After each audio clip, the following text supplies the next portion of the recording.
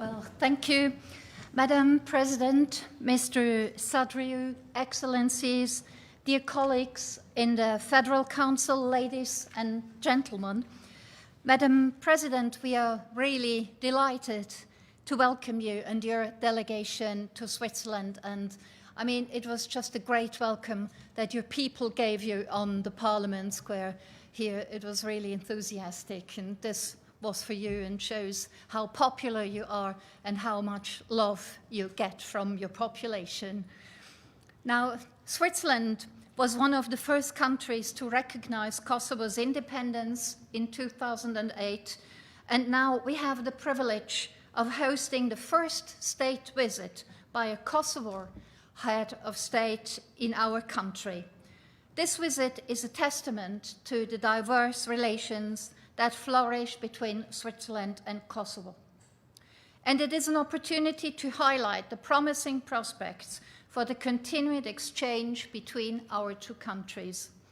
First and foremost, I would like to acknowledge that the more than 160,000 people who form the Kosovar diaspora in Switzerland. The first Kosovar workers came to our country back in the 1960s and 70s. They supported our economic growth during that period, contributing to industry, hospitality, and construction. Later in the 1990s, a far more distressing wave of migration followed. Political turmoil and ultimately war forced many Kosovars to flee their homeland. During those dark days, Switzerland offered sanctuary and security to tens of thousands. Since then, many of these families have established new roots here and forged new paths for themselves. Today, numerous second and third generation Swiss citizens of Kosovar heritage call Switzerland their home. They have become woven into the fabric of our society. Whether they're football stars, teachers, mechanics, managers, or politicians, they have all helped shape our nation for decades. Their success stories are also Switzerland's success stories. A fine example of the close bonds between our countries is that the Kosovar ambassador to Switzerland is in fact Swiss. The story of migration from Kosovo to Switzerland is one of integration and growing together. And it is a story of solidarity with those seeking refuge. For over 3 years now, we have once again witnessed war in Europe, on European soil. Russia's war of aggression against Ukraine reminds us that peace and self-determination can never be taken for granted. They must be defended. Kosovars understand all too well what it means to stand up for freedom and self-determination. Switzerland stands firmly behind international law and the territorial integrity of all states, whether in Ukraine or Kosovo. My country remains steadfastly committed to peace and security in the Western Balkans. We are working to strengthen democratic structures and bolster trust in the rule of law. Both Switzerland and Kosovo are democracies with diverse political landscapes, and both nations are committed to protecting minorities. This binds us together more profoundly than ever in these uncertain times globally. Madam President, Excellencies, today we all have the opportunity to discuss the full spectrum of bilateral relations. We will also address international developments. The European Union is an important partner for both our countries. Switzerland is pursuing its proven bilateral approach in its cooperation with the European Union. Our interest-based policy is reflected in a series of agreements with the EU in clearly defined areas. For its part, Kosovo aspires to full EU membership. We support this European ambition, as we do for all Western Balkan nations. We also have a special relationship with the United States. Switzerland enjoys a deep and long-standing partnership with the US. and for Kosovo, the US stands as one of its closest allies. It provided indispensable support on Kosovo's journey to independence and international recognition. Current geopolitical shifts, partly driven by US policy, present new challenges for many countries. The world is undergoing a profound realignment. We don't know what the new global balance will look like. But what we will need more than ever is a commitment to a rules-based international order, to peace and security, to open markets and democratic values. Madam President, Excellencies, one fundamental difference between our countries is the length of their existence as sovereign states. For Switzerland, the first decades of our federal state lies so far back that we largely forget it, or we tend to forget how difficult it was in the beginning and what it means to really build a nation. In contrast, Kosovo is Europe's youngest nation state. Despite this difference, we share many similarities, perhaps most notably our beautiful mountain landscape, but also the charm of small communities and the strong sense of belonging. So, Madam President, Mr. Sadriou, the entire Federal Council looks forward to your visit, to today's discussions, and to strengthening the future ties between our two countries. Thank you.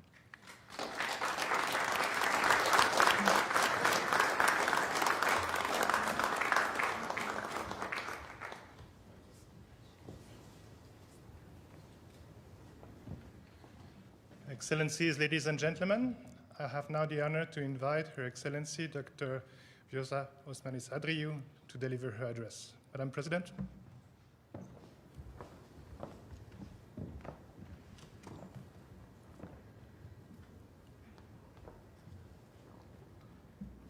Madam President of the Swiss Confederation, dear Karen, Dr. Keller, honorable members of the Federal Council, distinguished guests, excellencies, ladies and gentlemen, members of the media. On behalf of the people of the Republic of Kosovo and the delegation accompanying me in this historic visit, I extend my heartfelt gratitude for your warm and generous welcome, as well as the deeply respectful words about the people of Kosovo and about my country. We both witnessed the warm welcome by Kosovars and others in Switzerland from so many nations, because there is so much that we admire about Switzerland, and there is so much that we aspire to learn from Switzerland. What makes Switzerland stand out is its remarkable political culture, defined by a spirit of cooperation, a strong commitment to inclusive decision-making, and a continuous thoughtful dialogue with all of its citizens. In this spirit, I'd like to take a moment to highlight a particularly powerful line from the preamble of the Swiss Constitution, as you would expect from a lawyer. And I quote, "And in the knowledge that only those who use their freedom remain free, and that the strength of a people is measured by the well-being of its weakest members." End of quote. This single sentence reflects two of Switzerland's most enduring values: liberty on one side and solidarity on the other. These are not mere constitutional phrases. These are lived principles, principles that define the very character of this nation. And it is this very spirit that made the people of Switzerland and this wonderful country stand with the people of Kosovo in our most difficult hours and also in our most hopeful moments. Just as Switzerland once offered refuge to minds like Albert Einstein and Thomas Mann, as well as to a young girl from Prague named Madeleine Albright, who then became the US Secretary of State, it became a powerful advocate for Kosovo's freedom. And so did hundreds of thousands of my fellow Kosovars find shelter here during the darkest hours in our history. It is here in Switzerland that many of Kosovo's freedom efforts found both protection and support. We will never, ever forget that. Kosovo will forever remain grateful to Switzerland and to all the people of Switzerland. Today, hundreds of thousands of people of Kosovar origin live in this wonderful country. Out of difference, we have built common ground. We have broken barriers, and we have built common dreams. Together, we have forged a unique partnership, rich in friendship and rich in people-to-people ties. The sons and daughters of those who once arrived as workers and refugees are now doctors and engineers, artists and entrepreneurs. They're building lives of purpose. They're strengthening their communities here in Switzerland. And every single day, they help drive the prosperity of their new home, Switzerland. Now, oftentimes, they also score goals. Epic goals, that is. And I imagine that Minister Beat Jans, who I hear is an unwavering supporter of FC Basel, might agree with me when I say that without Xherdan Shaqiri, Basel may not have clinched that championship the other day. Now, I'm not Swiss, and I really do not meddle in domestic affairs, but on this one, I just couldn't help myself. And would this really qualify as a proper speech if we didn't talk a little about football? After all, the only time in our football history when Kosovo fans were equally supporting both teams in a match that took place in Pristina, and when they were equally cheering for goals by both sides, one with our national team was actually playing against Switzerland, or to rather say with Switzerland. I'd say that this was a true testament to this very special relationship between our people and our countries. And as I speak of stories of success, let me take a moment to speak directly to every citizen of origin from Kosovo who came here to Switzerland. No matter your profession, your background, or the size of your platform, be a force for good, a living example of what positive integration looks like. Because living in this country isn't just a privilege, it's also a responsibility to uphold and to build on the values and institutions that have made Switzerland admired all around the world. The Kosovars who live here have made us proud in every area. And I'd like to especially speak to the women who came from Kosovo to this country, and tell them how proud they make me every single day with their resilience, their compassion, their contribution to Switzerland and to Kosovo through outstanding achievements in every walk of life. Because it is only by making sure that gender equality becomes a reality that we will ensure that our societies thrive. And in this cause, I will always be your biggest ally. And I know that you, Madam President, are a staunch ally of this cause and a strong supporter too. Ladies and gentlemen, dear friends, every nation needs support. Every nation, no matter how big or small, needs friends. Every democracy needs partners and allies. And in Kosovo, we are profoundly grateful for Switzerland's steadfast support that has helped guide our democratic journey and elevate our voice in the international stage.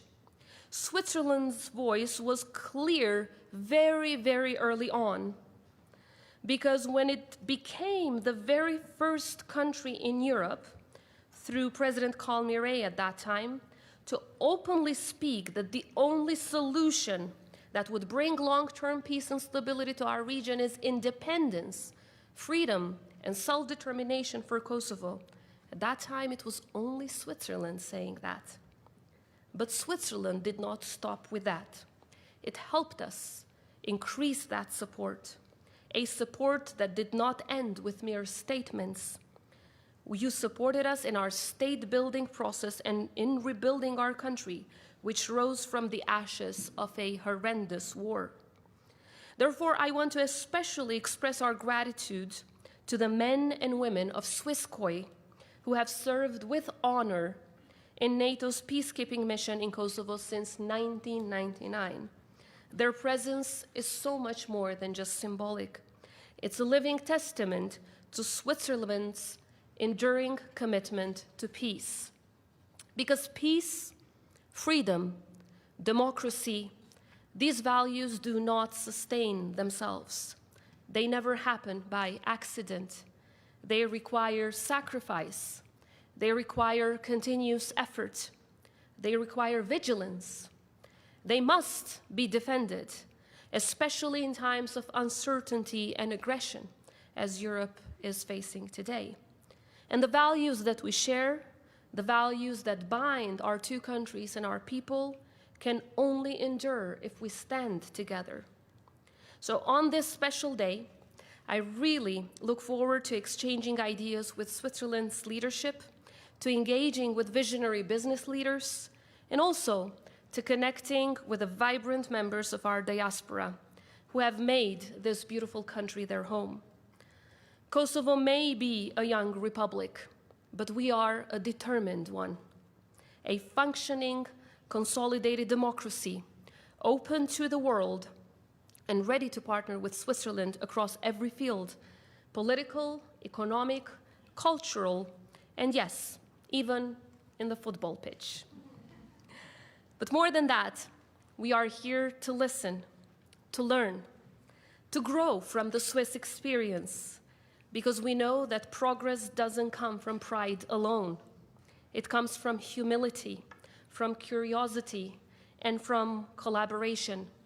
And in that sense, one of Kosovo's biggest blessings in its history has been precisely the fact that it had partners and friends by its side, from Switzerland and many others in Europe, and all the way to the United States. You have stood with us through thick and thin, and the gratitude of the people of Kosovo will always remain unwavering. We are a young, dynamic, multilingual society thriving in the digital era, full of energy and eager for the future. And to Swiss investors, let me say this: you are welcome to Kosovo. In every town and in every village, you will find open doors and open hearts and an enormous potential. Don't be surprised if in one village you're greeted in the Bernese dialect, and in the next in the tones of Eastern Switzerland. That's not a translation glitch, that's appreciation. Appreciation for you who became their home when they were kicked out of their ancient homes. Our two countries share more than geography. We do share a continent, but also a sense of destiny. So perhaps Max Frisch felt that too when he visited Kosovo as a young man in 1933. Nearly a century later, one thing hasn't changed: our hospitality. It endures, and it's something that binds us together. Thank you so much for this great honor, Madam President, members of the Federal Council.